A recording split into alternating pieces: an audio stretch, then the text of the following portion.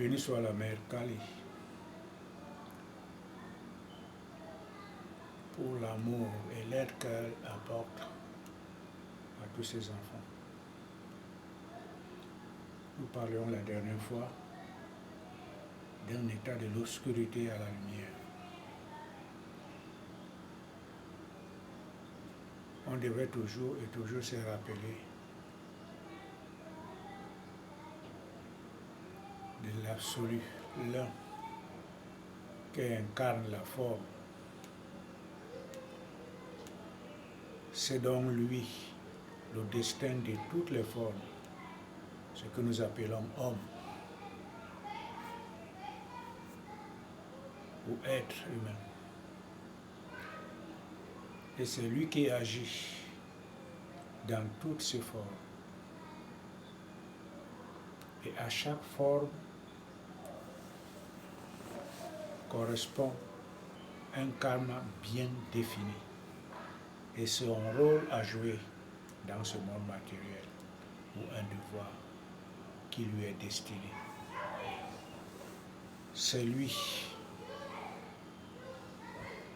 la personnalité ou l'ego dans tout un chacun en même temps, ou Maya.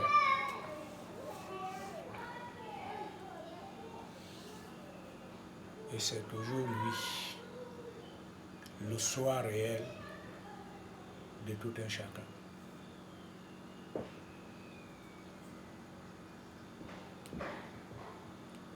Si on comprend tout ceci aisément, la forme ou l'ego qui se dit je suis, je vais faire ça, n'est pas vrai du tout.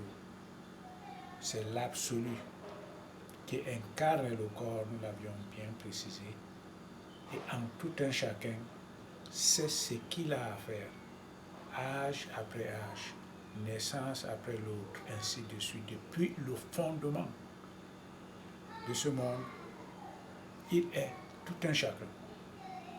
Et il sait le rôle que celui-là devra jouer pour son évolution dans le monde de la matière. Donc quand on dit on sort de la lumière, de l'obscurité à la lumière, il faut toujours et toujours faire référence à son processus de l'évolution cosmique. Quel est son plan pour cette forme d'âme qui voudrait rayonner de lumière uniquement et n'est plus plongée dans l'état de l'obscurité. Nous avions vu dernièrement qu'il y avait deux types d'hommes selon les Écritures saintes. Il y a le type de nature démoniaque et le type de nature divine. Quand on rencontre quelqu'un à la rue, on ne saura pas distinguer celui-là est de nature démoniaque ou divine. Mais ce qui est très très important à comprendre, c'est que le monde tel qu'il est vit et se meut dans l'obscurité. Cette obscurité n'est pas seulement après 18h, 20h, il y a l'obscurité. Ce n'est pas celle. Celle-là n'est que le symbole de l'ignorance dans laquelle le monde se met. Mais cette obscurité, l'obscurité dont nous voulons parler, c'est les tendances négatives, démoniaques, qui incarnent, qui se meut, qui se trouvent inhérents dans l'homme. C'est ces tendances-là que nous appelons obscurité. Et pour sortir de là à la lumière, tout dépend de l'absolu en tout un chacun. Sinon alors, regardons comment le monde tourne. Combien d'organisations ce monde a déjà conçues pour essayer d'avoir la paix? C'est impossible. Il y avait la Société des Nations après la Première Guerre mondiale, parce que selon eux, ça a surpris tout le monde. Il y a une seconde, on a créé l'ONU. Où est la paix dans le monde? On ne peut donner ce don qu'on n'en a pas. Si la paix habite en toi, tu pourras la donner à quelqu'un d'autre. Mais s'il y a l'obscurité qui habite en toi, ce n'est que ça que tu pourras donner à quelqu'un d'autre. Pas le contraire. C'est pour ça que nous trouvons ce monde tel qu'il est, plein d'injustices, plein de guerres, de jalousies, de luttes. C'est indescriptible.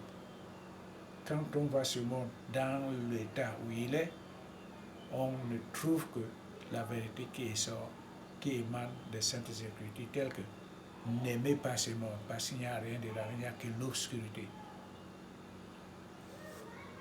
Et à partir de ces sentiments-là, on commence alors à se poser des questions. Qu'est-ce que je dois faire pour sortir de là et aller ici? Ce n'est donc pas encore tout le monde qui se pose ces questions. Comment sortir complètement? Ou commencer à amorcer le processus de s'avancer vers la lumière. Ça encore, il faut que le type d'âme en soi qui détermine cela. Il y a certains qui ne pourront jamais se poser ces questions. Il y a d'autres qui pourront se poser de ces questions, mais ils vont faire un pas le lendemain et 10 pas en arrière. Après une semaine, ils reviendront encore ici. Il y a d'autres qui vont prendre peut-être une résolution ferme de s'avancer. Ça dépend de l'âme dedans et non de l'intellect de l'homme. Donc nous allons alors retrouver ces deux catégories de personnes.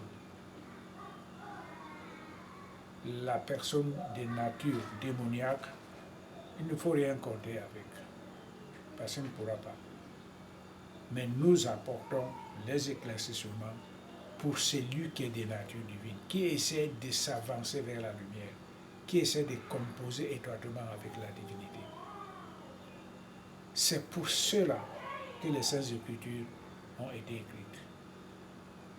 Parce que ce n'est pas facile.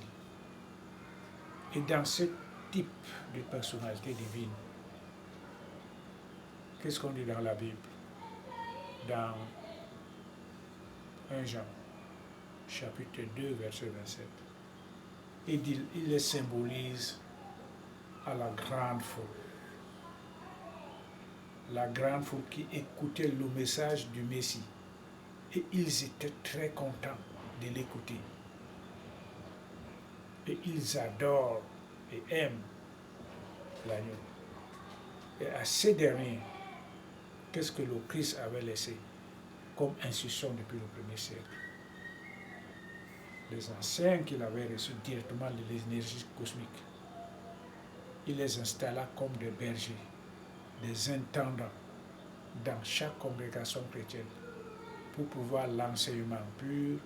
Il les assurait la guérison, il faisait tout ce qui était nécessaire pour la transformation de l'homme à sortir de l'état de l'obscurité à la lumière. On trouve ça à notre époque. Les ashrams sont construits à travers le monde. Il y a les monastères qu'on y trouve. Ceux qui sont résolument décidés à sortir de l'état de l'obscurité à la lumière, selon le karma et selon le plan divin en tout un chacun, sortent, abandonnent tout ce qui est moribond de ce monde, dans ce monde, et vont se retrouver dans ces ashrams-là, chacun encore selon son ego et selon l'orientation prédestinée par le divin qui est incarné en cette matière. À partir de ce moment-là, la personne commence alors à répondre à ce que Jésus-Christ a dit. Décharge tout ton poids sur à mes pieds et tu deviendras léger pour t'avancer. Mais quand on y pense, ce que font les gens de ce monde, ils tournent en rond, ne pourront pas. Alors, ceux qui sont, par exemple, en quête de la spiritualité, ceux qui sont conscients de leurs intérêts spirituels, ne se mixent plus trop,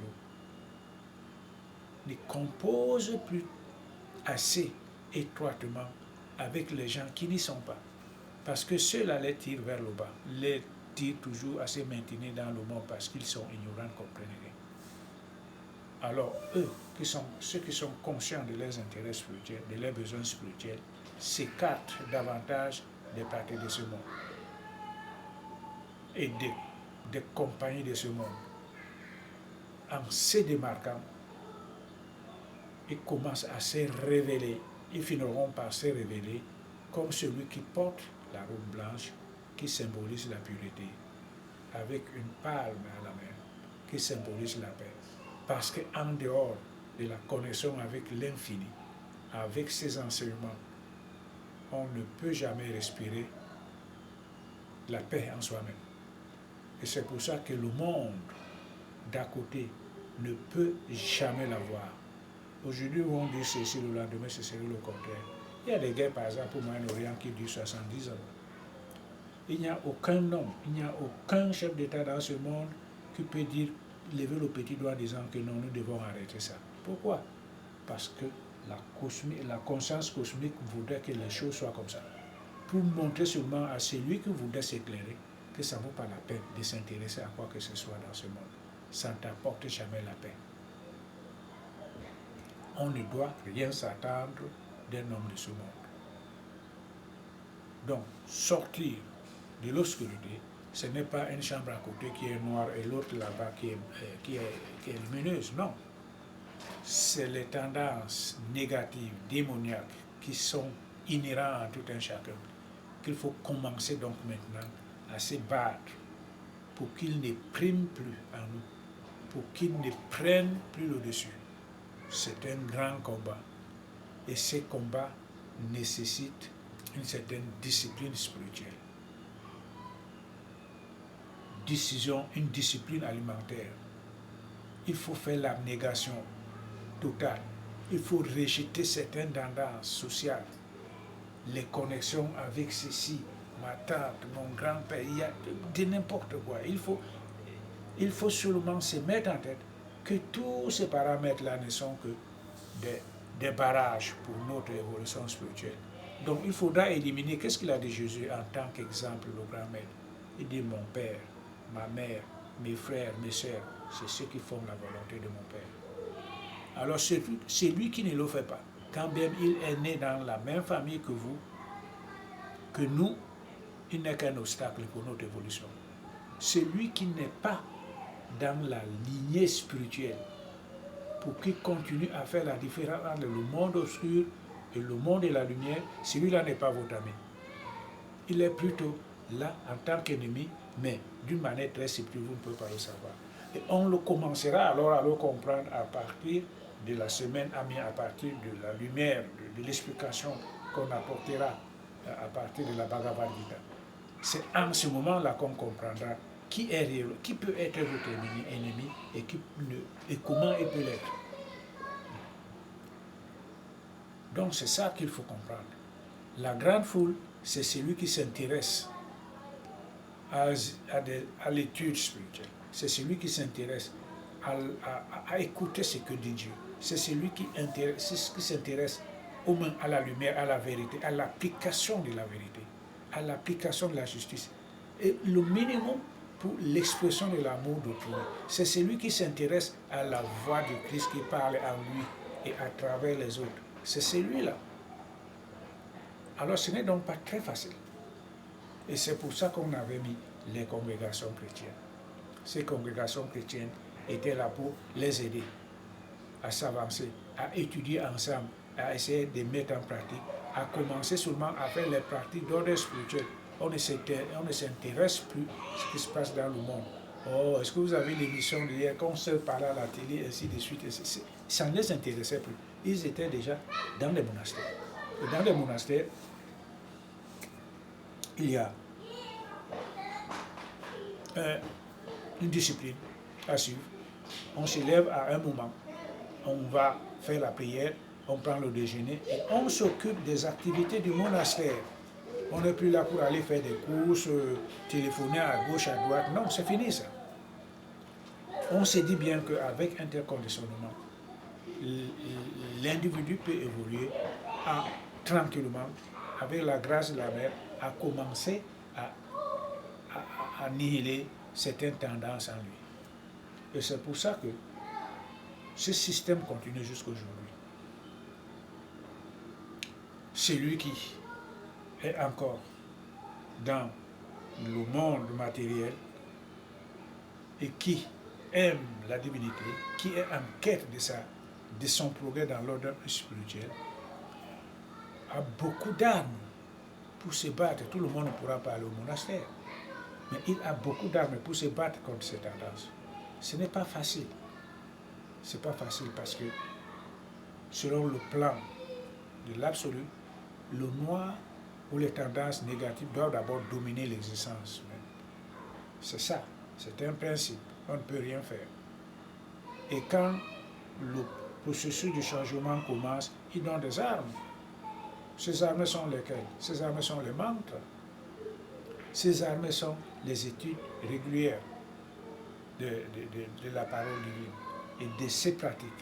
Quand on s'assoit pour pratiquer, par exemple, le yoga, une fois qu'on s'assoit devant son autel, il y a la mère qui est présente. Et quand on l'adore, elle purifie immédiatement. Elle purifie. Elle commence à atténuer les fruits du karma présent. Ils ne vont plus tomber. Il va les coaguler. On commencera seulement à payer le karma passé. Et elle va encore le diluer. Si on devait payer 100, on payera peut-être 1. Donc quand on va dehors pour nos travaux respectifs, on a le mantra à l'intérieur de soi. On le chante, quand bien même on est avec les collègues. On ne s'intéresse plus de ce qu'ils disent. Et les commentaires qui sortent ne sont que le produit du mental. C'est ordurier. On ne s'intéresse plus à ça. Quand eux ils parlent, nous chantons notre mantra. Et quand ils posent peut-être une question, on leur répond, on revient encore à notre mantra. On fait notre travail en étant en connexion avec la divinité. À partir du moment où on chante, on est en connexion avec le tout univers. Le mot Om, c'est les 3 syllabes qui symbolisent le tout univers. Quand on dit Om, on est en connexion avec cet univers. On continue, on increase cette énergie en nous. Et cette énergie qui s'increase en nous, nous purifie. Oriente toujours et toujours notre attention vers la lumière. Et vers la fin, on commence à imaginer qu'est-ce qu'il a fait Ram, qu'est-ce qu'il a fait Krishna, qu'est-ce qu'il a fait Jésus, qu'est-ce que je dois faire pour faire ça. Toutes nos tendances commencent à s'orienter calmement vers la lumière, non plus vers l'obscurité où c'était, on faisait des constructions mentales. Oh, je dois aller faire ceci, quand une fois je vais voir une minute, je vais téléphoner à ma copine. Et on a 136, on ne sait même pas qui pourra être là demain. Il y a des tas de choses qui vont commencer à s'éliminer. Pourquoi? Parce que la lumière commence à prendre place. Et une fois que la lumière prend place, il y a l'obscurité qui se dégage. Les deux ne peuvent pas coexister, ne peuvent pas être là ensemble. Et il y a l'un qui est là ou l'autre n'est pas là. Donc, il y a donc ces pratiques au quotidien. On sait que je dois aller au travail. J'ai fait ma petite méditation le matin. Avant d'y aller, j'ai offert ma rose à la mère. Je lui ai donné un petit fruit, un fruit. Et puis, je l'ai béni, elle m'a béni. Je suis parti au travail. Et je suis constamment connecté à elle. Quand bien même j'ai fait mon travail là, et en ce moment-là même, mon travail sera fait très très aisément. Une fois que je termine, je rentre à la maison, je ne suis toujours que branché à elle. Je chante ce louange. Je ne suis en connexion avec ceux qui font la même chose que moi. Les enfants sont à la maison, ils étudient avec moi. On lit la guitare, on étudie la Bible, on fait des commentaires, nous prions. Tout le monde est engagé dans cette voie. Il y aura alors la lumière qui va s'implanter. Et la bénédiction de la mère va s'y maintenir, à nous progresser continuellement vers la lumière. Donc pour ceux qui ont encore des familles à maintenir, à entretenir, les enfants à élever, voilà le processus. Il n'y a pas que tout le monde va aller au monastère, dans les monastères. Mais les plus engagés peuvent y aller là-bas en rapport avec leur karma. C'est encore très facile pour eux d'abandonner le monde extérieur. Voilà, alors c'est ce que nous devons faire en tant qu'aspirants. Et celui qui est en quête de son élévation spirituelle, il doit comprendre que ce n'est pas facile. Il faut qu'il change de compagnie. Il faut qu'il change il faut qu'une certaine discipline, tant spirituelle que morale, même le régime alimentaire, vers la fin, finira par changer. On ne peut rien obtenir sur le plan spirituel sans engagement formel. C'est impossible. Il faut trop d'abnégation, il faut trop de courage, il faut beaucoup d'engagement. Ce n'est pas facile de sortir, d'anéantir, d'annihiler les tendances négatives qui sont là. On va bien beau le dire sur le plan intellect. Oh, j'ai lu, il faut que j'applique, vraiment je ne dois plus insulter les autres. Le lendemain, quand vous sortez, la première personne va faire une mauvaise conduite, vous allez l'insulter. Pourquoi? Parce que l'énergie n'est pas encore là. Il faut amener l'énergie. L'énergie s'installe à partir des pratiques spirituelles. C'est pour ça que la pratique de la Bhakti Yoga, l'adoration de la Mère Divine, est très importante pour celui qui voudrait vraiment s'en aller. Nous allons asseoir un programme qui est très simple. Nous adorons notre Mère quand nous avons le temps, amplement. Et quand nous n'avons pas le temps, nous allons réciter un mantra peut-être pour 5 minutes, en 108 fois. On lui donne le feu, l'eau, la rose et l'encens. Elle est très contente pour nous. Ce qu'il faut, c'est la régularité. Il ne faut pas le faire aujourd'hui, faire dans 2 semaines. Il faut la régularité. Et cette régularité, il faut encore le faire par amour. C'est l'amour. La régularité, l'amour. La mère apporte le reste comme changement. Il faut faire cette pratique d'adoration à la mère. Les résultats, ça guérit les maladies, ça apporte la paix en soi, ça éclaircit l'eau mentale, la tête ne bouillonne plus comme une marmite, mais elle commence à s'assouplir petit à petit et calmement et continuellement, aussi longtemps qu'on adore la mère. C'est là, parce qu'on est branché à elle, c'est sa main qui va nous sortir totalement de la zone de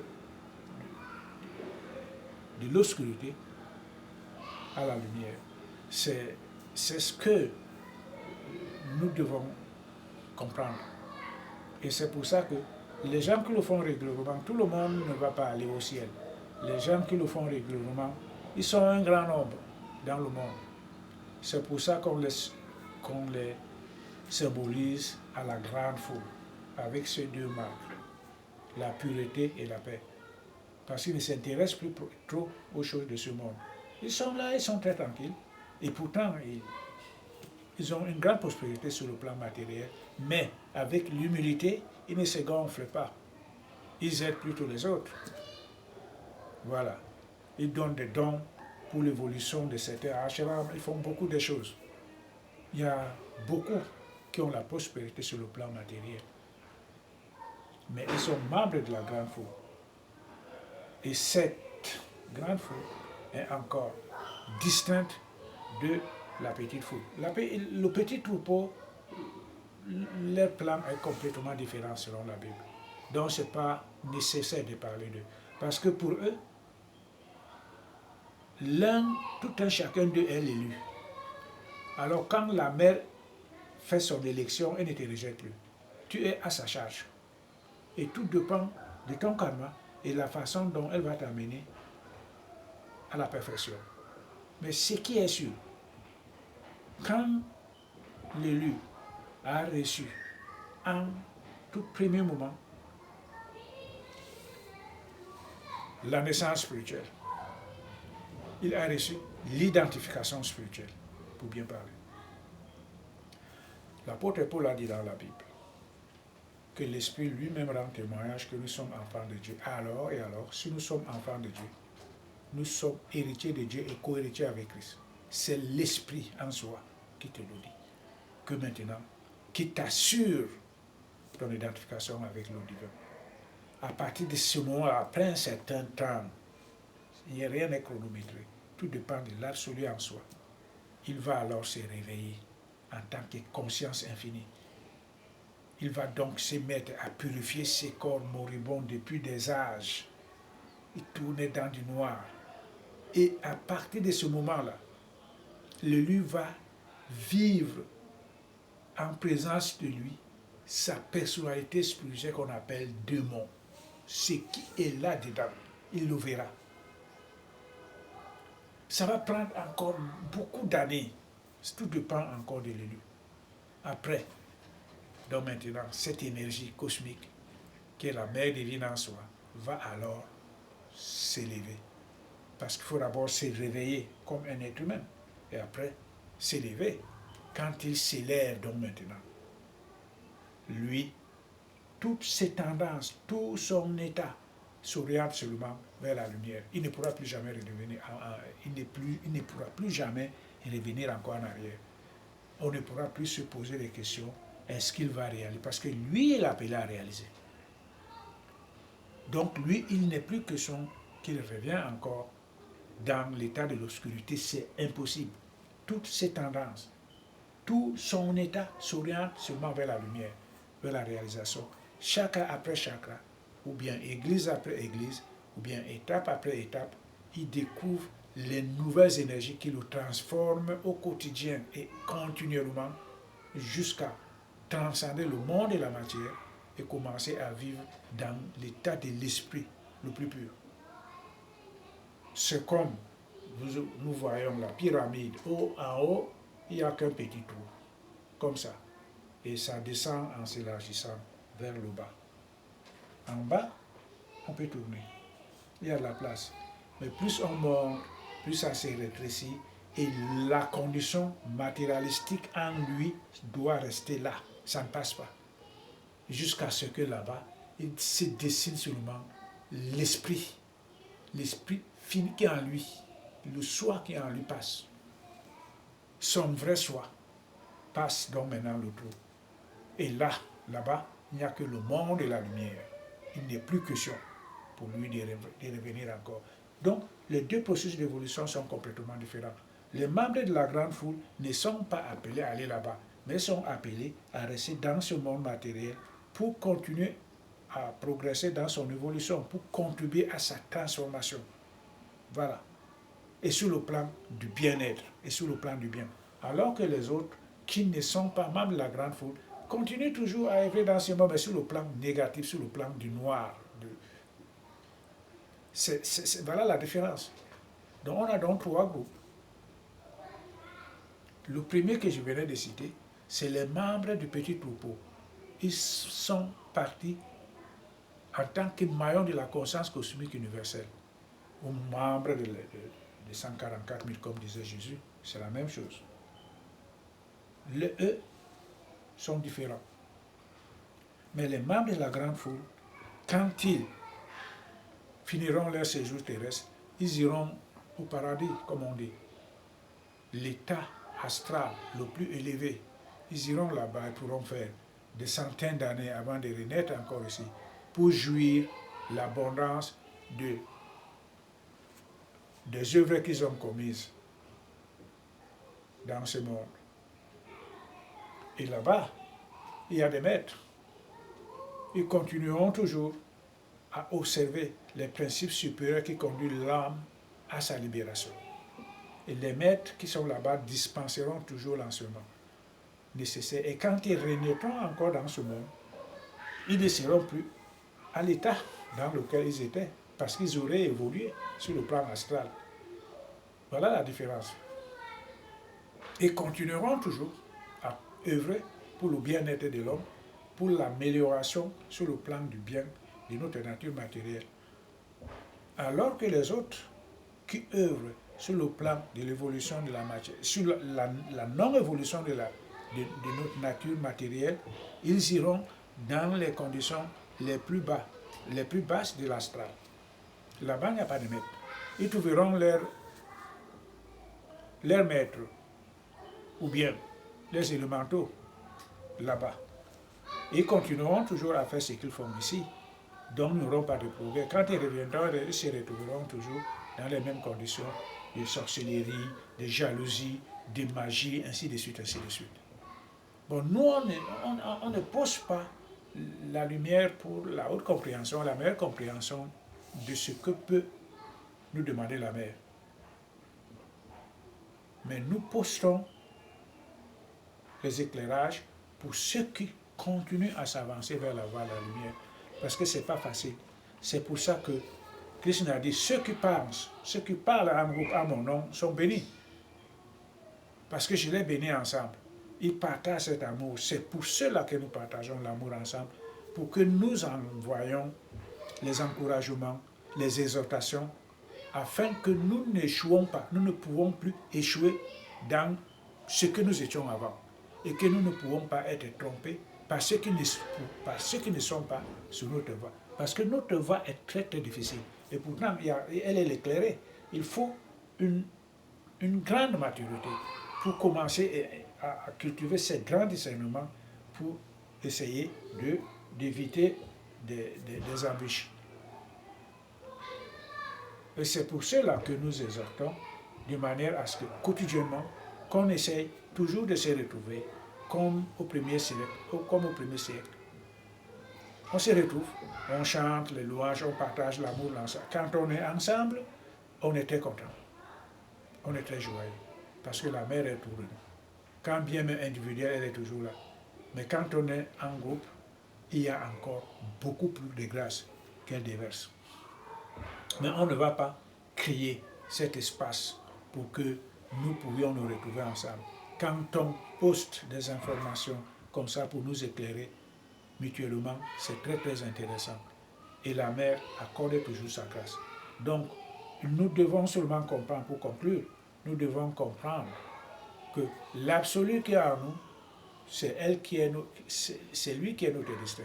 C'est lui qui a construit notre futur, pas après pas, jour après jour. S'il se dévoile comme quoi nous devons nous avancer vers la lumière, ce n'est donc pas par hasard. Celui qui ne s'avance pas vers la lumière, ce n'est pas non plus par hasard, parce que ça dépend de son destin et de son karma. Alors nous autres qui voulons faire des progrès continuellement, à nous avancer vers la lumière, alors, ce n'est non plus par hasard. Ça dépend de notre karma et de la grâce divine qui nous pousse vers là.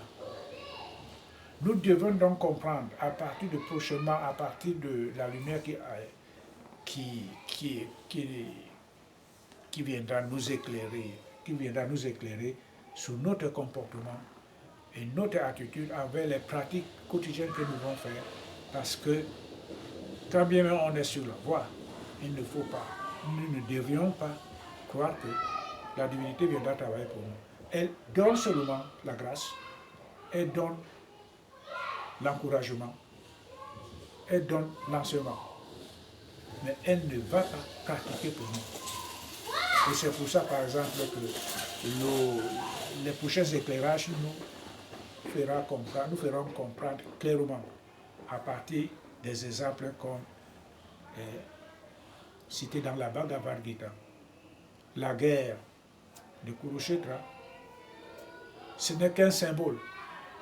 Et nous allons l'expliquer prochainement, ce que ça représente pour tout un chacun.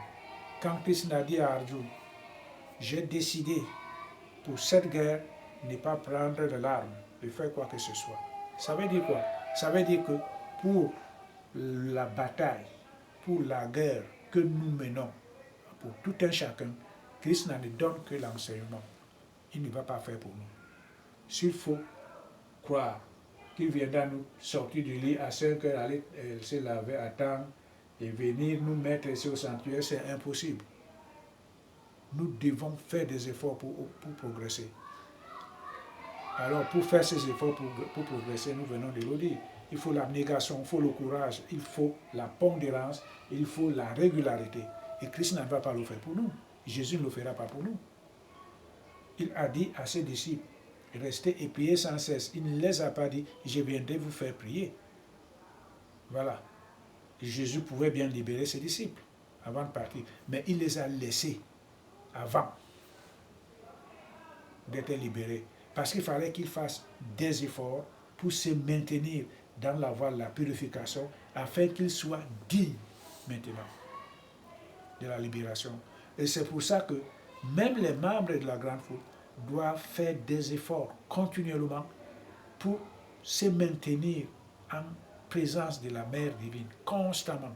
Et ce n'est que comme ça que, pour certains, elle enverra sa main pour le sortir de l'eau et gagner la libération. Donc, c'est le dernier, le prochain éclairage que nous allons apporter pour nous qui voulons nous maintenir dans la voie. L'explication de la Bhagavad Gita, verset par verset, à partir du prochain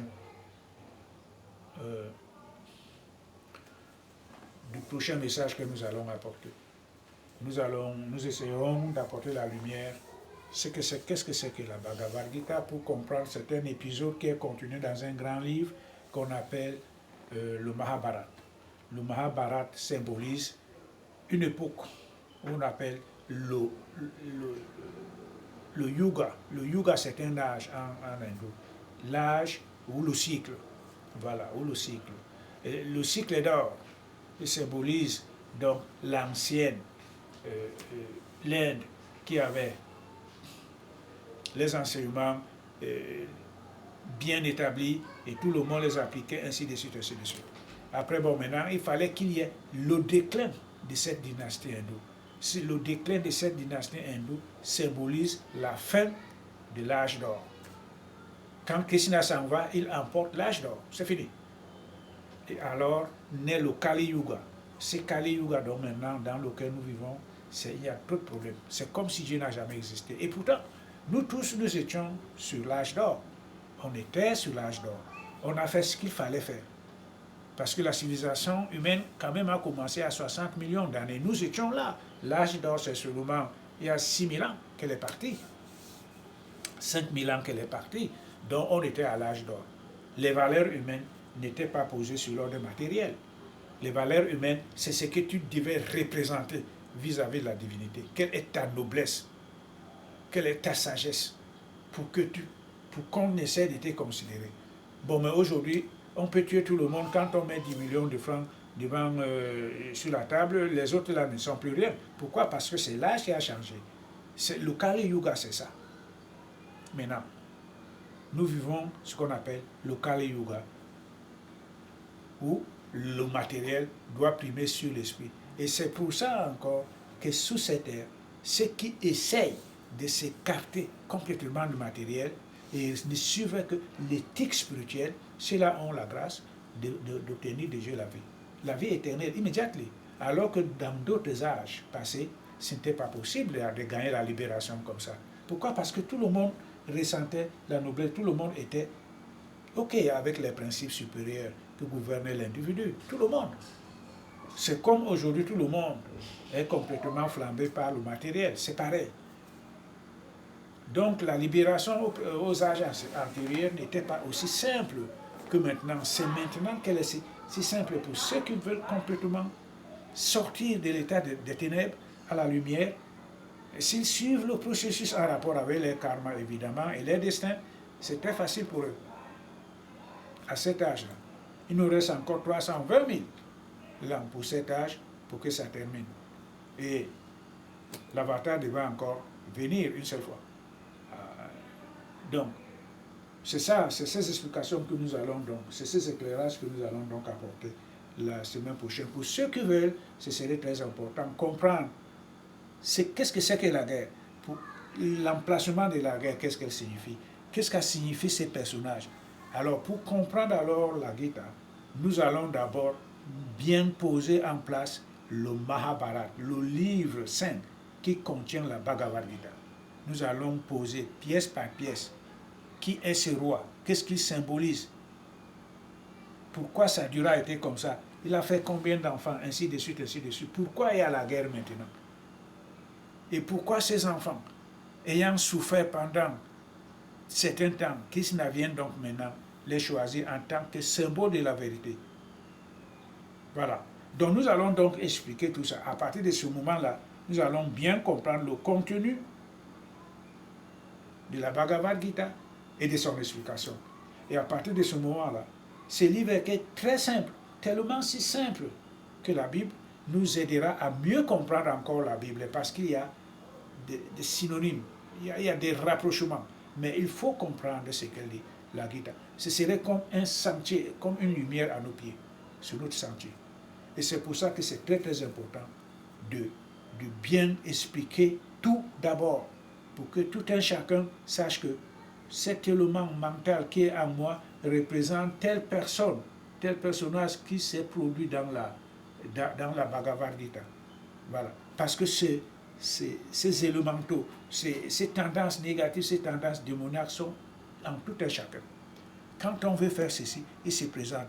On les verra encore comment il se met dans la société humaine maintenant.